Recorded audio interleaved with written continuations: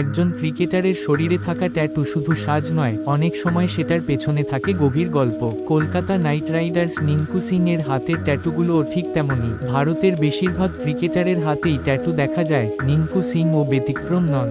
Kolkata night Riders এই ব্যাটারের উত্থান শুরু হয়েছিল আইপিএল থেকেই। পরে দেশের হয়েও খেলার সুযোগ পান। তার হাতে থাকা ট্যাটুগুলোর মধ্যে সবচেয়ে উল্লেখযোগ্য হলো একটি ঘড়ির ছবি, যেখানে সময় দেখানো রয়েছে দুপুর 2:21। এই সময়টি রিঙ্কুর জীবনে মোড় ঘুরিয়ে দেয়। 2018 সালের আইপিএল নিলামে ঠিক এই সময়ে কলকাতা নাইট রাইডার্স কেকেআর তাকে 80 লাখ রুপিতে কিনেছিল। সেই অর্থেই বদলে যায় তার ও তার পরিবারের জীবন।